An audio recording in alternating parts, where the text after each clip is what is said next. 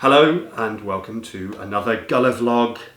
This is episode 5, I think. Yep, week 5. And we've had a good week this week. We decided that because of everything that's going on and we can't perform live, that we're trying to do things that are available online for people. So we're splitting our days. We're doing the mornings on Gulliver creation and then the afternoons on online content creation. And we're excited about the couple of things we've got going on there. So hopefully we're going to be able to share those with you within the next couple of weeks. But back to Gulliver. So this week we were working on Lilliputians and trying to get the general prototype as near to finished as we possibly could. So we showed you last week, I think, a sort of skeleton of this little dude's head in order to get a sense of whether it was going to work. I filled it out with some papier-mâché. And then one of the main things with all the puppets is actually trying to work out their eyes. It often takes the longest, doesn't it? So it makes such a difference. So with these guys, actually, I was quite pleased. I managed to work out these. I like these eyes. I think you agree. So we're going to go with that. Face-wise, quite like it. I think I might have over-sculpted it slightly. I think he looks a little bit goblin-y. It's very sweet, but not quite right. So I'm going to go a little bit simpler, I think, with that. But I'll show you something related to that later on. Then the next step was to try and work out the body. So I passed that over to Noel because he's better at that kind of thing than me, the mechanisms. First thing we worked out was how we want them to move, didn't we? The key things that we need them to do. We needed them to nod their head, shake their head, have a decent movement in the arm. And then because they're a little bit sort of warmongery in personality, the Lilliputians, we thought it might be fun if they could march. I think also because of their size. Yeah. Because you're going to see them, because they're small, they're going to have to move around the set, or they're going to have to move around him. So having them be able to walk would be quite nice, potentially, from a distance as well. But we need this to be able to be done by one puppeteer, ideally. So that's what Noel then tried to work out. Yeah, so once you've decided what you need it to do, it's a case really of, there are some things, like for example with the arms, we knew that we wanted the arms to have a nice amount of articulation. And we've done that for a lot of puppets. So in fact, you can kind of call on all the stuff you've done before and make something very similar. In this case though, to have them walk and be operated potentially with one hand, I was trying to figure out a different way of doing that. So for this first prototype, I had a couple of possibilities. You've got a handle along the back here, and then very simply, you just stick your fingers in there and you're able to move the feet like so. The other thing that I was playing with this one was the idea that perhaps you could operate their feet by means of a couple of levers. That's why those legs have got these extended pieces on the top. And originally we had another handle at the top there that you'd hold on to do that. What we found quite quickly though was, in fact, you don't really have very much control when you're doing that, or at least the fine control that makes it look more natural. So we've kind of settled in favour of that one. This sort of movement.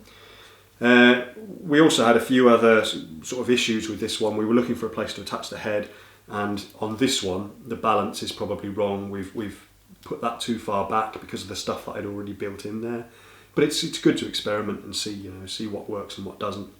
So yeah, if you just remember where the head is on that one, you'll see that on the next one it's moved forward quite a bit.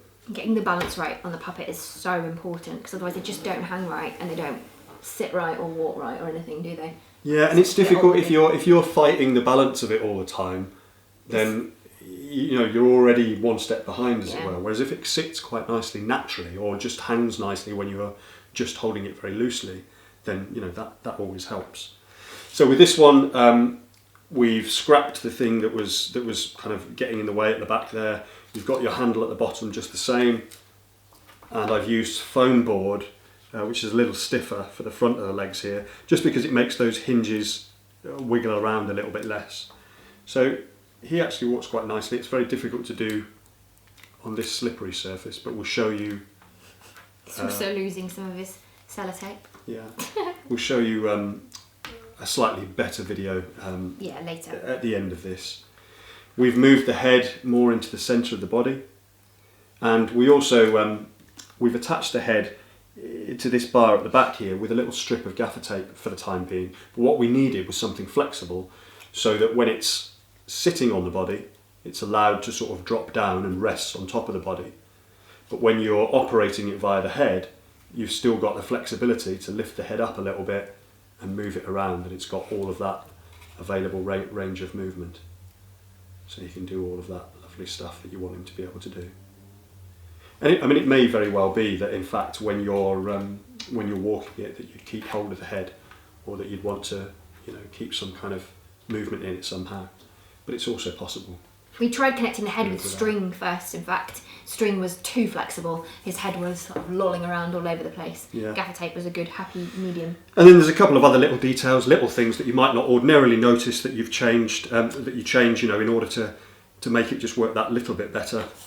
On this one, we've cut his bum at an angle, which just means that he sits down nicely. And then I've also put this this triangular bar for the shoulders in the other way up, and that just means that when I attach the arms, they were already pitched forward just ever so slightly. It's better. Yeah, which just again it makes them hang slightly more naturally in a more natural place when they're not being held onto.